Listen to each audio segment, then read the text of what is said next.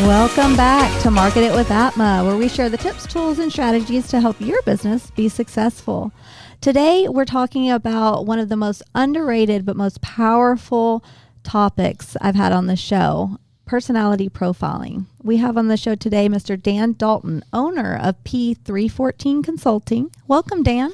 Hi, Story. How you doing? I'm doing great. So I love what you do, because in this day and age of AI right now, people are kind of losing who they are.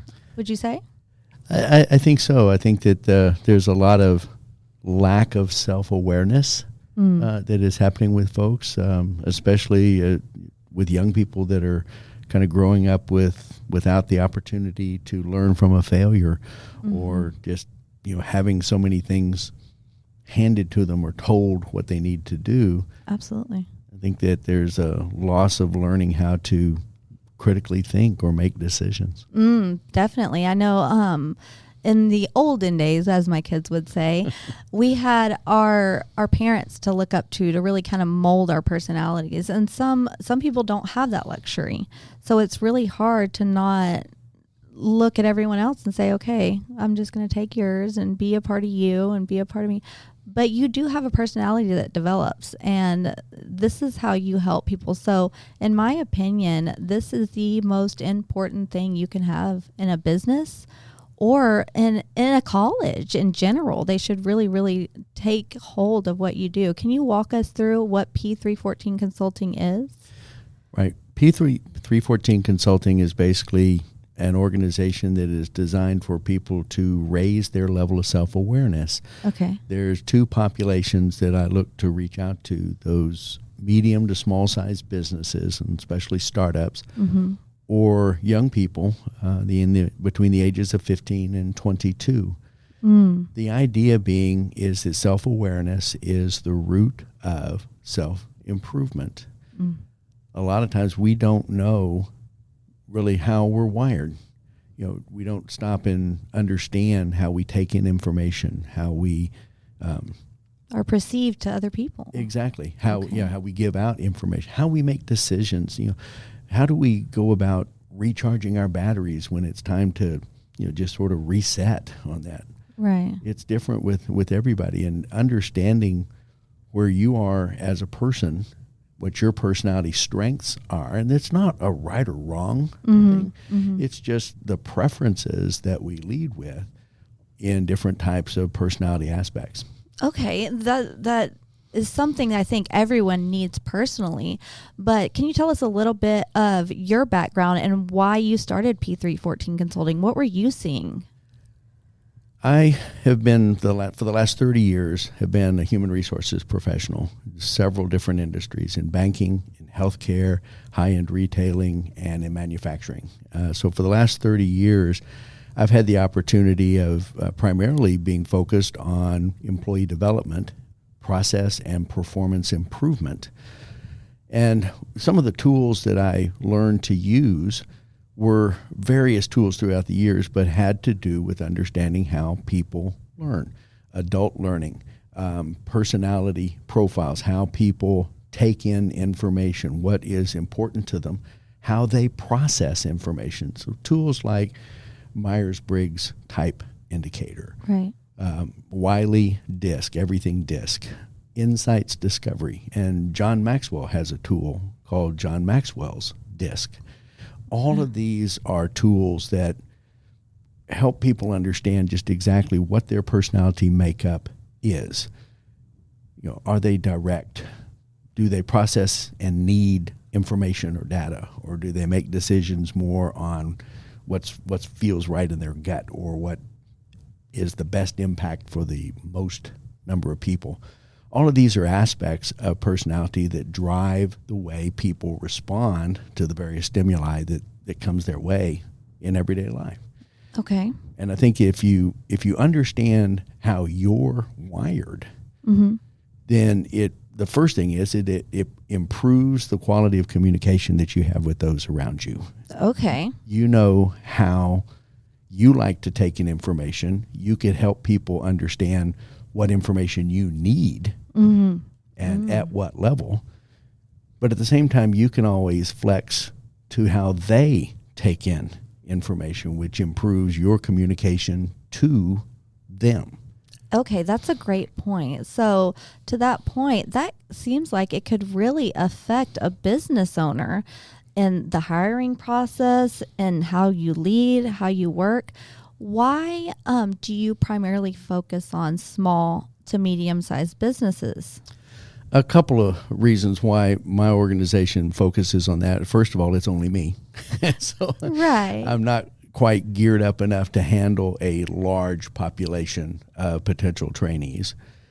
Secondly, I'd like to really coach and teach that the basis of personality profiling and what you learn at that level of communication needs to be integrated into all processes, policies, procedures, and even the performance evaluation process, even down to how you set up agendas for one-on-ones or staff meetings.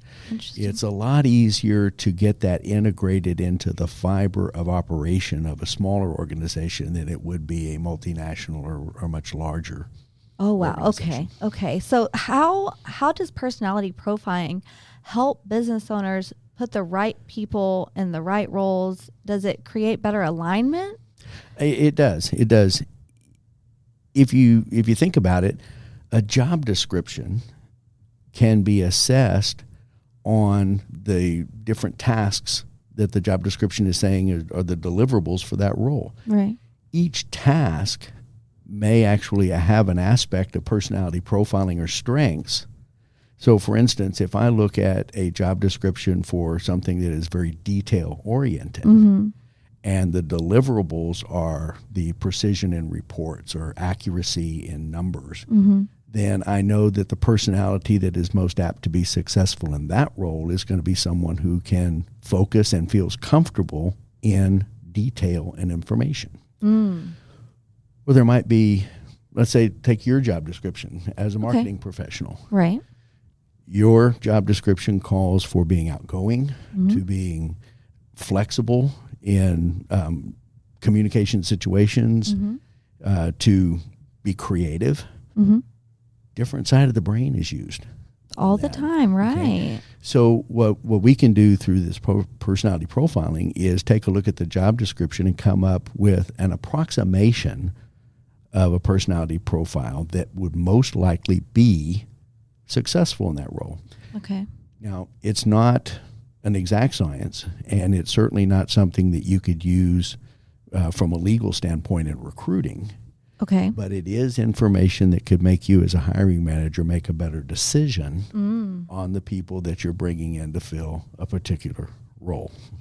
That is pivotal. That would seem like the highest priority to me, especially in a small business. And when you have 3 to 5 employees or even 10, that intimate relationship is bound to happen. And it seems like if you're delivering or receiving information wrong, it can maybe cripple a company, would you say? True. And not to mention that, for instance, my personality type, in the DISC profile, I lead with the I, which is that involvement that my personality is that I like to be included and involved.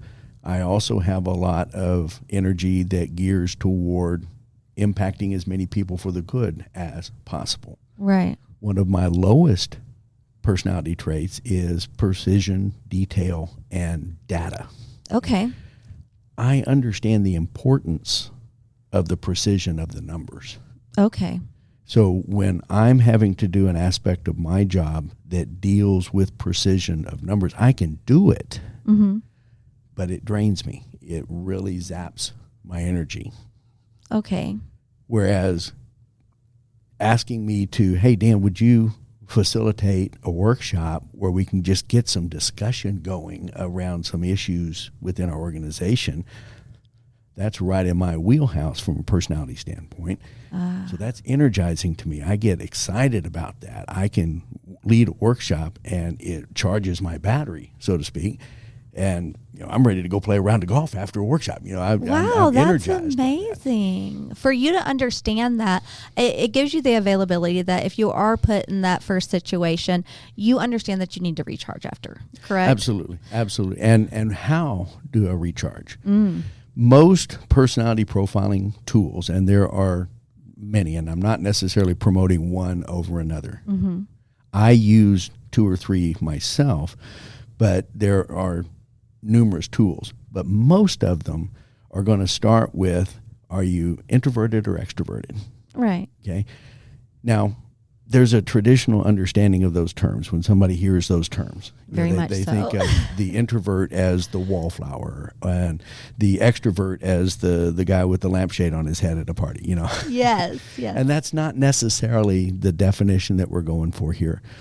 What an introvert is, from a personality profiling tool, is someone who recharges their battery by seclusion, by finding their favorite spot, curling up with their favorite book, being alone, their music, cup of tea, whatever it is that is intimate to them. The extrovert calls their friends together and goes to the ball game. Or goes out and has dinner with their friends, or just has people over because they get their energy from inclusion and other people. The other side of the story is, how do you make decisions? Do you make decisions where you need time and information? That's going to be more of the sensing side. Or do you make decisions based on personal experience and the beneficial impact to as many people as possible? That's the feeling side. Okay. So when we have these two quadrant, it basically makes quadrants. Right. Okay? So the extrovert, who is a driven person who likes information, is going to be what we like to call the D, or the fiery red personality. And their mantra might be brief, be bright, and be gone. Oh, I love that. Tell me what you came to tell me, and then leave, because I've got a process. Okay. The I, or the sunshine yellow, and I'm using terms from a couple of the tools that I use. Right. These are the involved people. They're the extroverts, but they're going to primarily make decisions more on what's it feel like right in my gut? What is the impact, for a positive impact for as many people as possible? Okay. Then you get down to the introverted side. The introverted side, who is the feeler, is the one who is focused on social justice. Show me that you care, is their mantra. Okay? The introverted detail person is the C, or the cool blue, and it's give me the information, give me time, give me data. Okay? So for somebody with my energy, who is in support of somebody who is a C, or a cool blue, I've got to make sure that I gather the information and then give them time. Okay? What I ask from them is to, every so often, just help me know that I'm okay, that I'm on the right track, and that my involvement is headed in a way that is good for the organization. Wow. So to that point, there's a couple of things I wanted to point out. I've done what I would say are personality profiles. I've submitted tests. You'll be on social media and submit those. You're not going in and having everybody write down their thoughts and feelings. I know, as a female, especially in a very fast-paced business with a lot of personalities, my mood changes. How the wind blows changes my mood. So when I fill out a test or information, I notice that I fill it out one day, I'm a different personality than I am a week later and fill out a test on personality profiling. So can you walk us through how you work with businesses at inception when it comes to the hiring process, or as a team development and understanding? You're not just giving them tests. Can you walk us through how you approach that customer journey? Right. Well, to start with, the personality profile tools, regardless of which ones you use, are going to start probably with a questionnaire, some as short as just 3 minutes. And sorry to interrupt you again, but I wanted to say, I feel like your history and your background in not dealing with people, but figuring out how to communicate with people really has an effect on all of the different options you choose to use in your business. And that's what differentiates you from just having a DISC assessment or one or the other. Is that right on? I think so. I think that, all of us have work histories that help shape how we have utilized our personality profiles to be successful in our given roles. So you are making it to where we're learning more on the proactive end rather than the reactive end, learning from your mistakes. Exactly. And one of the things that P314 does is we try to teach this as fundamentals that you could use in the enhancement of the process, communication, and decision making of you as an individual and you as an organization. Oh, okay. See, that helps clarify a lot for me. So I'd like to go back and ask how you walk through approaching a business and what you do and the different steps you take. And then also your other focal point, which is helping young adults understand where they're going. Can you walk us through the team development first? Sure. So with an organization, if we were to come in, we would first ask, we would ask 3 basic questions. What's working? Where you're getting stuck, and what do you need to do differently? This is a concept that I learned from Alan Fine, who wrote a book called You Already Know How to Be Great. Okay. And it's a feedback loop that it can be very fundamental, just 3 questions. You could use this not only to give feedback, but seek information to do that first level of discovery. You could even use it as meeting formats for agendas. Interesting. Here's the 3 categories, and then fill in the detailed bullet points underneath that. So we want to find out, okay, where are you now? Okay, and you're talking about from a CEO, a C-suite perspective. Right. You're going to ask the C-suite person that's come to you that pretty much manages everyone, right? Mm-hmm. And you're going to ask them these questions. Right. Because what I'm wanting to find out is where do they see the potential breakdown or areas of development? Because you can look at any organization and it's kind of based on the same questions, is what do we want to keep doing? What's working? Okay. And with the where are we getting stuck? Do we need to fix it, update it, or replace it? Okay, so those are the 3 main points that they really... Yeah. And then lastly is what do we need to do differently? Are there wholesale changes that are necessary, or is it just some adjusting? Okay. So with that in the case, then we first have to learn, okay, we're going to need to communicate with everybody because the possibility that our next step is some kind of process change.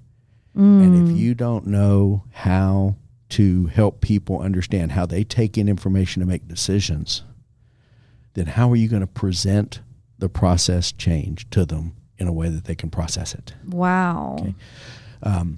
If you have a bunch of people with the personality types like you and I have, that outgoing, the extroverted, feeling type information, and you just throw us a bunch of spreadsheets that show the statistical analysis of why this change is necessary, that's not going to be the best way for us to process to make that decision.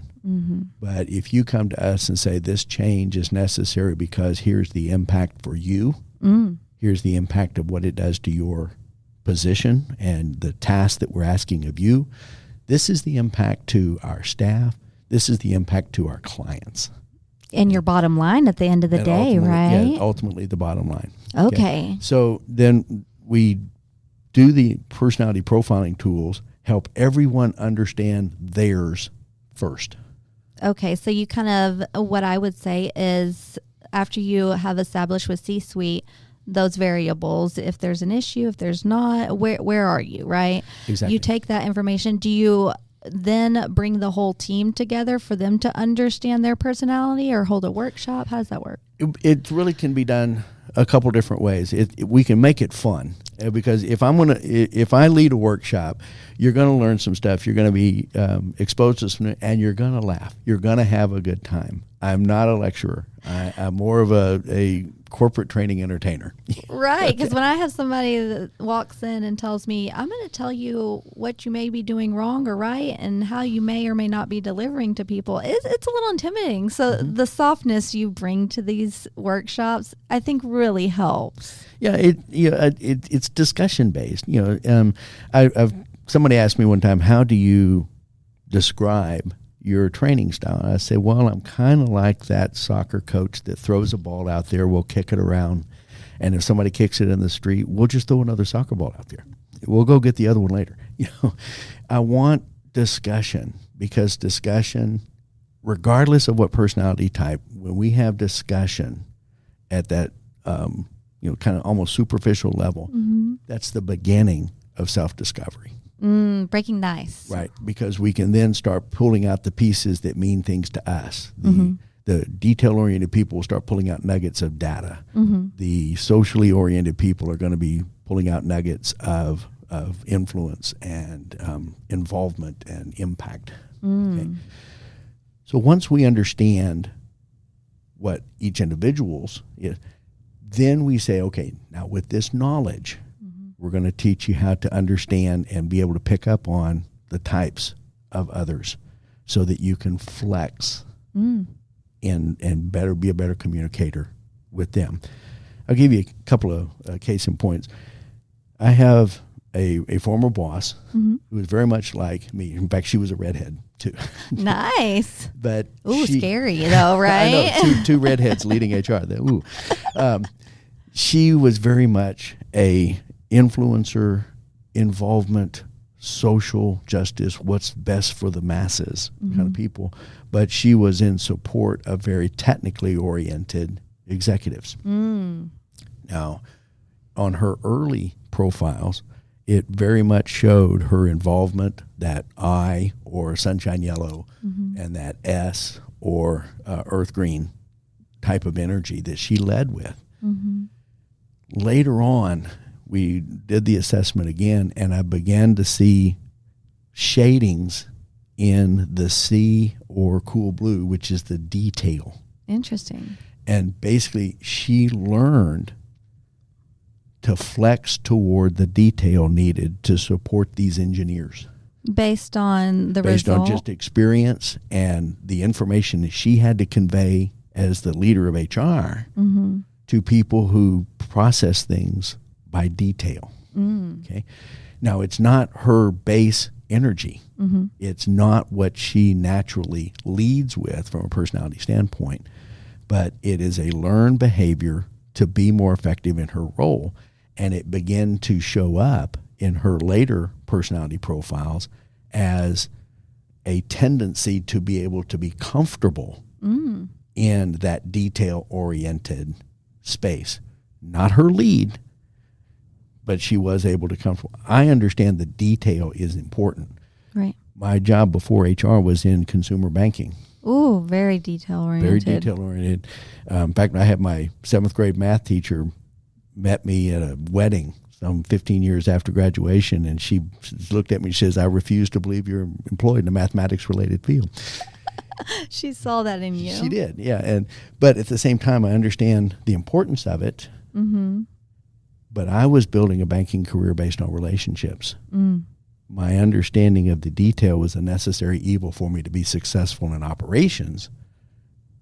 But the success of my business was based on the fact that I built relationships with my customers. Wow. So that's a great point. So we kind of develop our personalities and our styles of how we do things through experience, through different jobs, different positions, different things to try, right?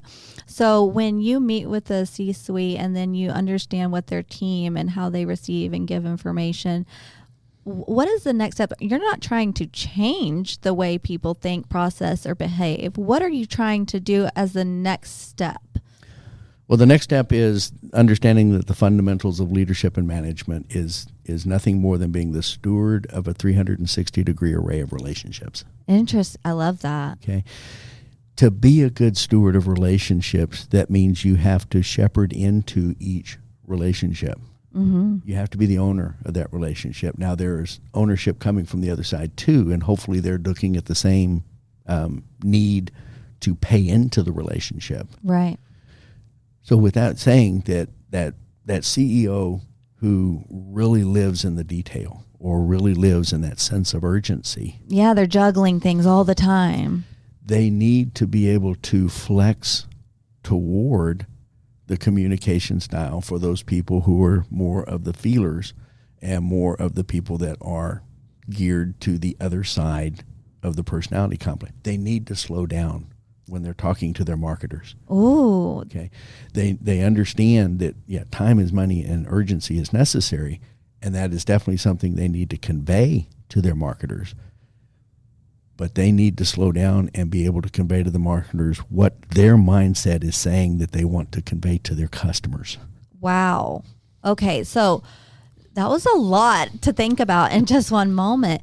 It really, really matters on the delivery. So once you establish how they're delivering information and receiving information, you see what's working and what's not in terms of work relationships. Exactly. Okay. And what is necessary, and not that all work relationships are broken, right? but all relationships are dynamic. Absolutely. And what do we need to do to move our relationship forward? Because as our relationship moves forward, it gets deeper, and as it gets deeper, there's more quality outcomes.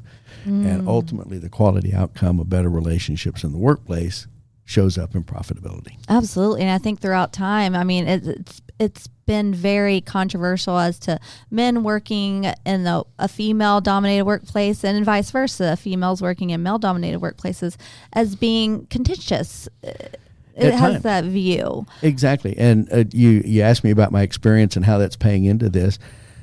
A lot of people don't realize it, but retail banking is a predominantly female business. Interesting. High-end fashion and retailing, Mm-hmm. predominantly female business. Mm-hmm. Human resources as an industry is a predominantly female industry. I had a tough time breaking into human resources in the early 90s because most people's idea of a recruiter is not 6'3", 250 pounds. Right. It's slightly intimidating. Yeah. So, I actually had a person that you're just not what I see standing next to the table at a job fair. Interesting. Okay. I had to show my value to contributing to the successful recruitment of the organization and strategic planning of staffing before I was actually allowed into the little sorority. Wow. And had you the sorority, and I love it, had you understood that you needed to make those changes ahead of time when you were onboarding or when you were first going into your very first corporate position, would it have changed the dynamic of your work and home life, that balance, and your dynamic with different job positions? Would you have stayed in positions longer? Would you have moved on? Does it make you question those things?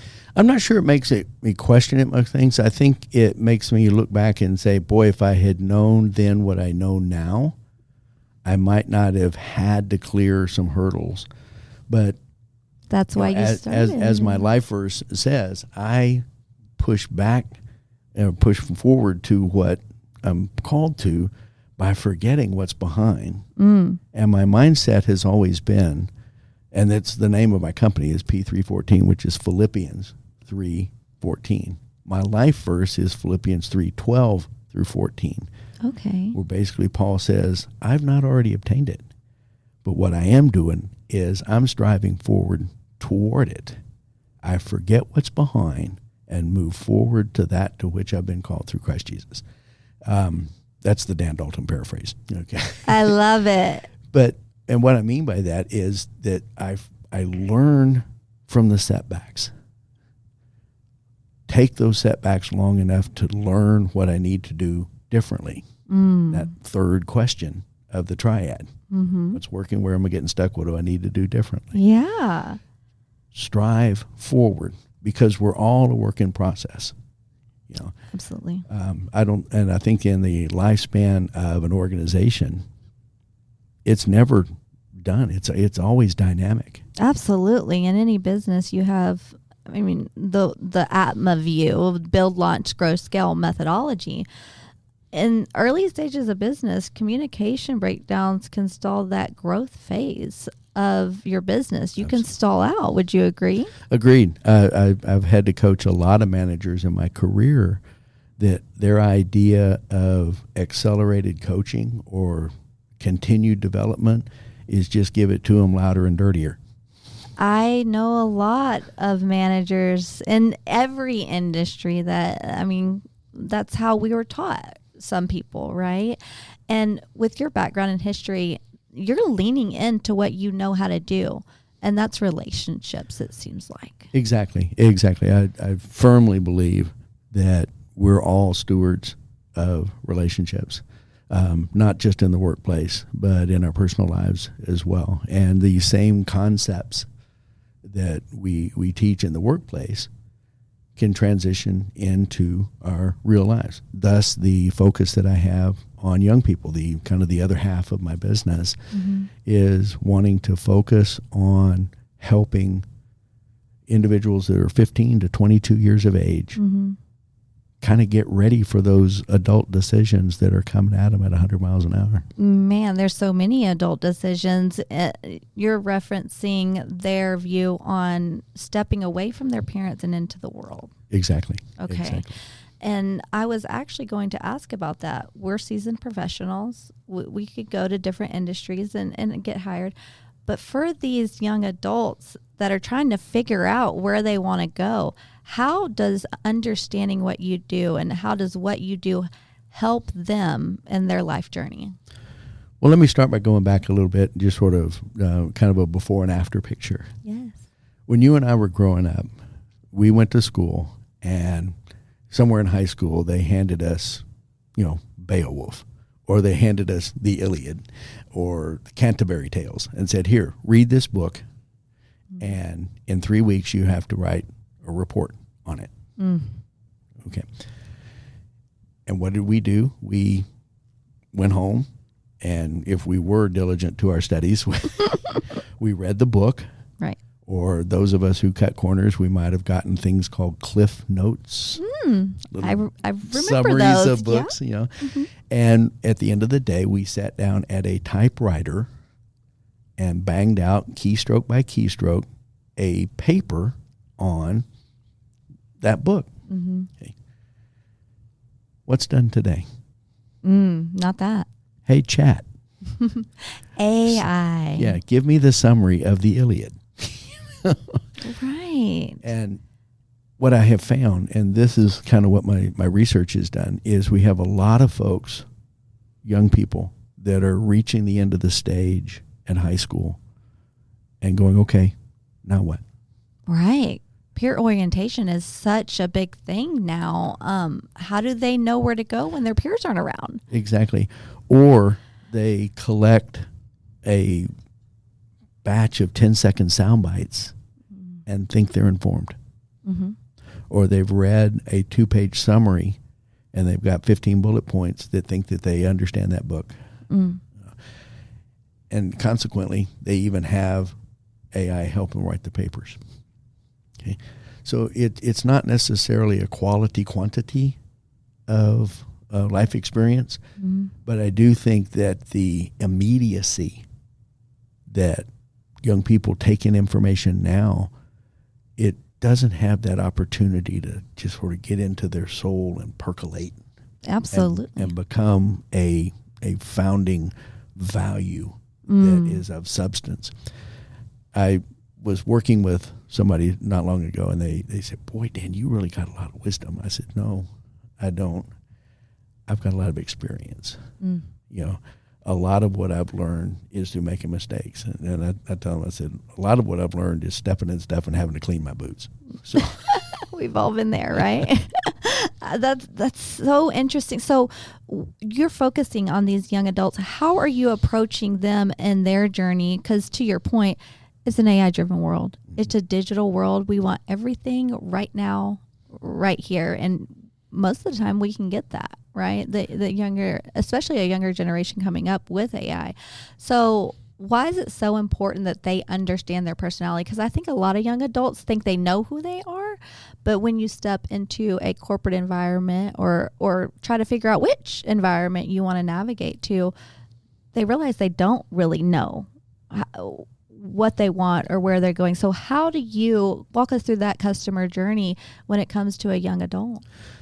Well, some of the tools that I use gear toward, and let me back up just a little bit more. Personality is set in most people somewhere in our mid-teens. Interesting. Okay. The rest of our social makeup, our emotional intelligence, and our intellectual intelligence doesn't really peak until much later in life. Okay. And sorry, guys, for us, it's not even then. Yeah. You can take what you can. Exactly. But personality profiles are pretty much set as to how we prefer to respond. Now, as we said before, it does change and evolve over time, but it's still going to be the primary focuses of the initial response to stimulus at about 15 years of age. The same algorithms that help us with the personality profiling tools can also help show what career areas we would be most apt to be successful in. Wow. So the same kind of assessment that I would put a job description through to tell a hiring manager, say, you really want to look for somebody with these attributes, can tell a 17-year-old, here is where your personality is geared to thrive. Oh, wow. And so if you are of a certain type of personality or leaning toward dominance in a certain area, then you might not necessarily be apt to be successful in a career field that draws on the opposite side of personality. That's a great point. So you're telling me that my dad's extroverted, dominant energy and his position he looked for may not be right for me.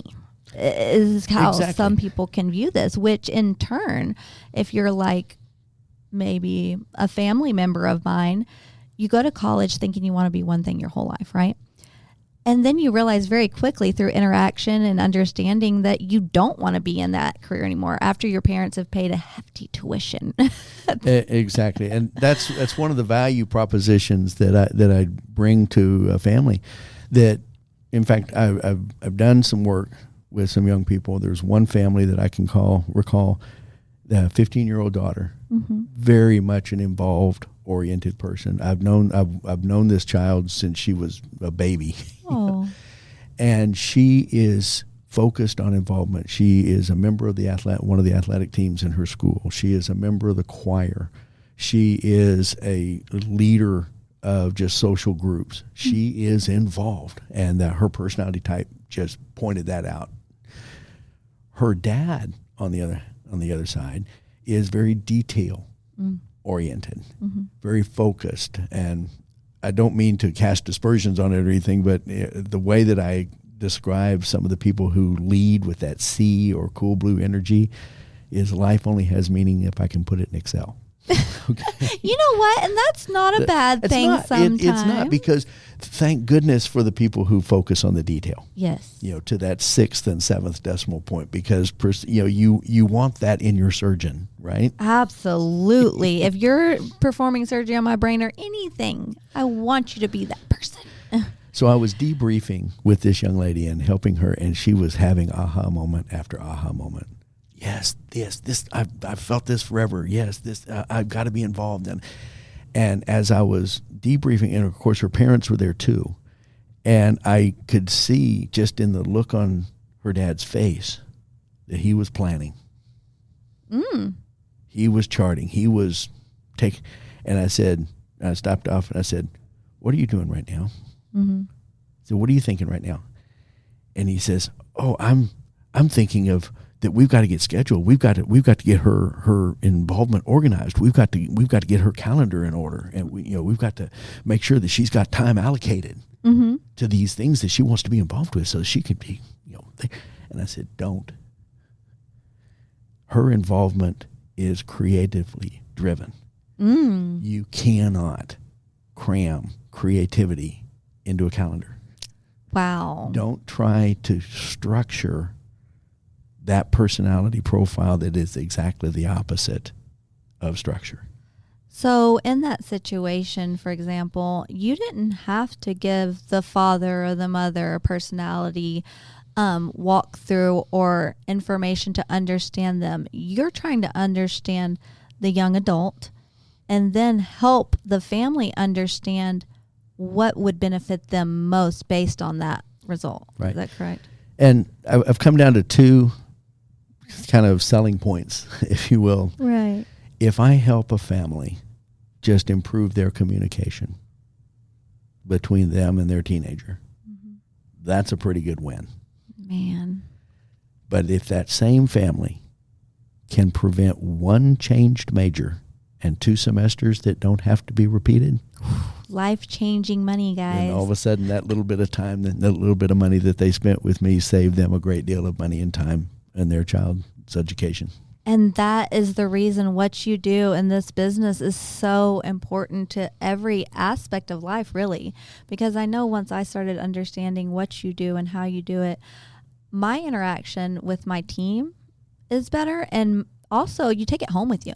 Oh, absolutely. Your interaction with your family and your children. And you think children are carbon copies of you. They're not. Understanding that really dives into the rest of your life, but primarily your income is the most important. And for business owners, your bottom line, right, at the end of the day, is the most important. So you coming in and giving statistics as to how this will benefit a business would be invaluable to me as a business owner, would you say? Absolutely. I mean, the one commodity that we all have the same amount of, regardless of our income, regardless of our business, is that we're all given 24 hours in a day.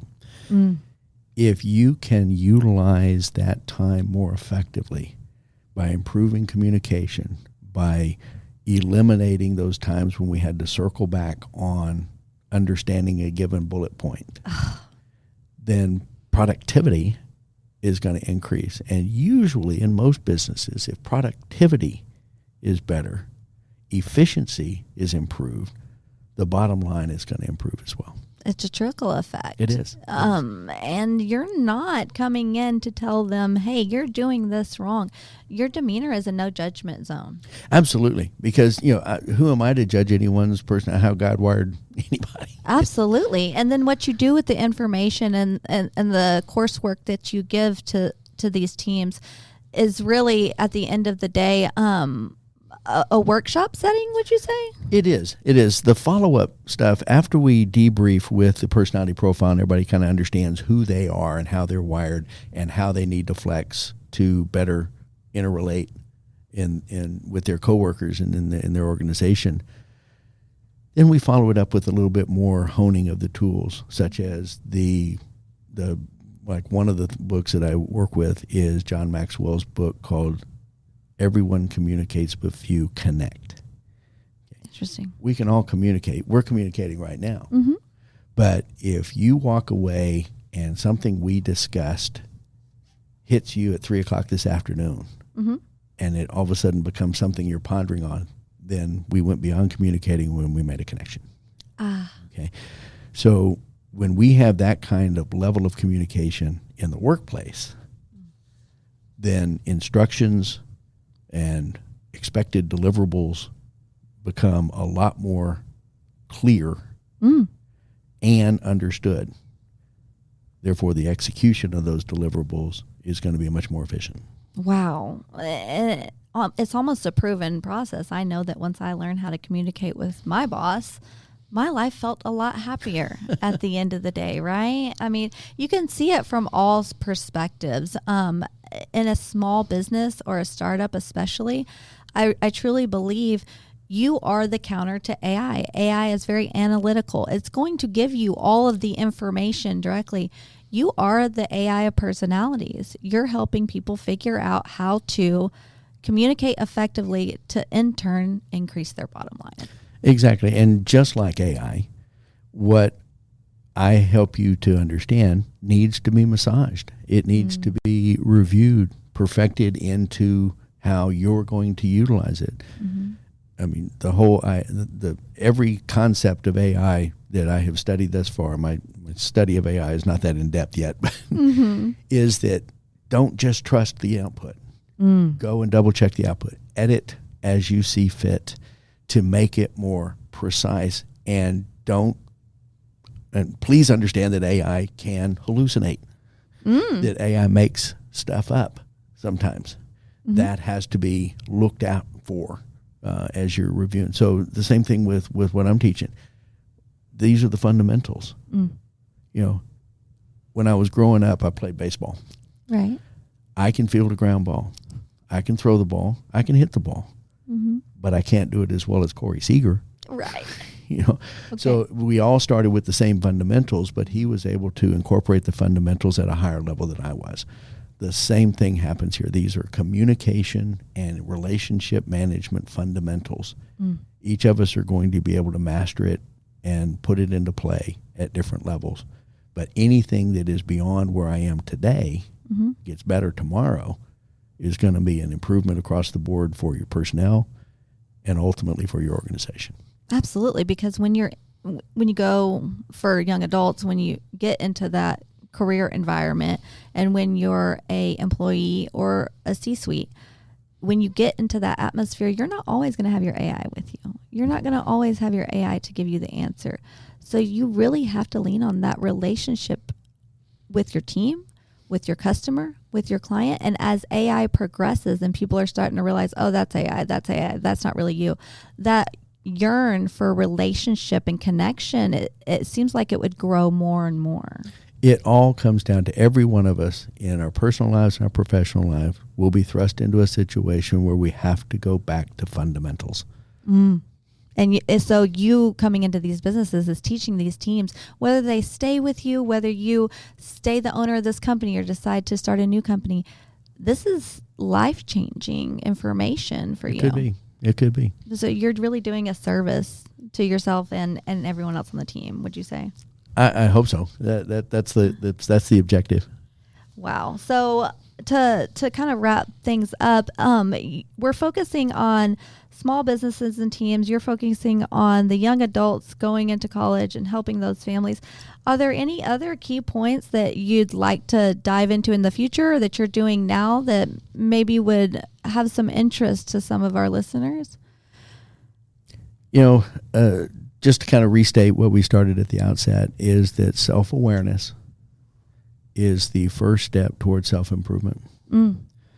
And that is a mantra that can personally, spiritually, professionally, you know, at some point in time, you've got to take a good, honest, inward look to say, this is where I am right now. Because if you don't have that first data point, you really have no solid reference on how to measure improvement. And at the end of the day, Dan, I feel like you're going to learn it either way.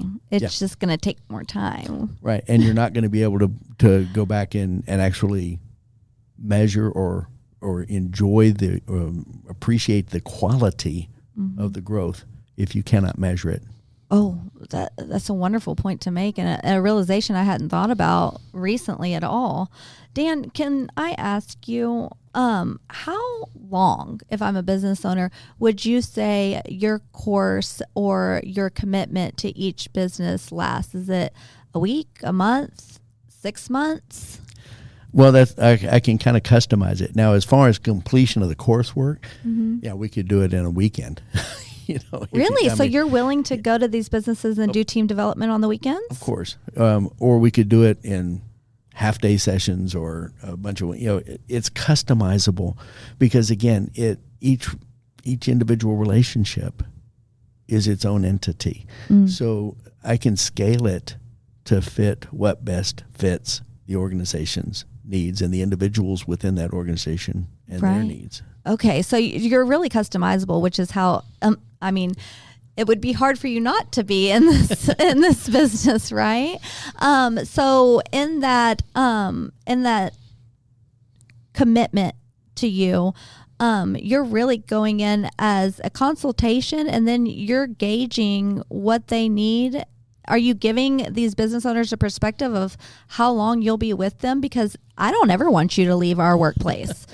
Networking events, you are invaluable to the people around you in any situation, it seems like. So how long do you commit yourselves, and about how long does it take for you to see an actual change in productivity? That's a tough question. I'm not sure I could actually give just a quantified answer as a whole. In some cases, it may not be very long. We just deliver the profiles and we work on how to integrate them, and we go on from there. Okay. If we need further communication training, or if we need team effectiveness training, if we need any other kind of development on just leadership itself, then we can certainly do that. But hopefully through the interactive process of understanding each individual's personality and the improvement of the communication, decision-making, and just conveyance of information, then we can just sort of see from there as to what else is necessary. Right. So you give everyone an option of they can take or leave with what the information they have, right? Very a la carte. I love that. You're doing a lot of networking events and a lot of speaking events as well. I'm assuming at those events you give key points and takeaways for business owners and young adults. Can you give us a couple of those takeaways maybe for our audience to hear? What could they do to make things more effective right now? Well, I'm going to shamelessly steal some stuff here. Go ahead. John Maxwell says you have to know yourself to grow yourself. Okay. But at the same time, growth requires an investment, and you've got to invest in yourself, and you've got to focus, and see value in what you put in, as to what you're going to get out, or what you're going to put into the organization that the organization can receive as part of that input. And then secondly, just to realize that it's never ending. I love, because when I was growing up, I did not really enjoy reading as a hobby. I enjoyed movies and TV. Right. Consequently, in my training method, I often quote movies and television shows with things that I think are apropos. Right. In The Shawshank Redemption, Andy Dufresne has a line in there, and it says, "You got to get busy living or get busy dying." Okay? And what I take from that, not the finality of life, right? But if you get busy living, you have to understand it's a continuous process. We all change. We all change. We all grow. We all have experiences that change our filter on a certain aspect that we've looked at of life. You never get to a point. If you get to a point where you think you're made it, you don't need to put it anymore, that's when, to borrow the phrase, you get busy dying. Absolutely. Okay, because lack of growth is the beginning of deterioration. Okay? So it's ongoing. So for an organization, if we did a personality profile and got everybody fired up, and it was actually integrated into process and evaluations and just the lifeblood, then perhaps we come back a year later and say, okay, how has it changed your values? Have the values of your organization changed because of this? Are the values incorporated into your business? Are you living out your values? If I found out that your values were a certain thing, later, would I be surprised by what I see you living? Okay. I heard a saying once that if someone who's known you forever later found out that you were a believer, would they be surprised? So what is my lifestyle, is my persona matching what I espouse my values to be? Organizations have values. They need to be operating in a way that those values come out in the way that they operate and they do business. And maybe even just establishing values, because you can be in business for a long time and just have a routine and a method, right? And so maybe it's time. And I definitely think it's a day and age where we really need to step back and say, okay, who are we? Who are we as an organization? And you're really going to help these businesses and these young adults figure that out. You're giving them an edge that we never had. Yeah, to own their values, own who they are, because they understand just exactly, how they respond to life from a personality standpoint. Helps establish their values. And that gives you a guideline by which to behave. Same thing in business. I'm asked all the time, how do you manage a bad attitude? Well, first of all, you have to have an established standard by which you're measuring that attitude to label it as bad. Because if you don't, then it's just your opinion. And I can't go into litigation and just litigate your opinion. Absolutely. I have to have a violation of an established standard. I think we need to put that one on repeat to really understand it. Those are great takeaways, Dan. Thank you so much. And thank you for taking the opportunity to take what you've learned in your career and really help people. At the end of the day, that's what you're doing. You're helping people and you're wanting to make everyone around you better. That's the goal. Thank you, Dan. And I cannot wait to see what you've done with our business in the next year. Thanks, Dory. To everyone out there who's listening, if this hit a nerve with you or rang a bell, if you're trying to grow in your business and you really want to optimize how you grow efficiently, give Dan a call or reach out to me directly and I'll connect you with him. Until next time, thank you for joining us.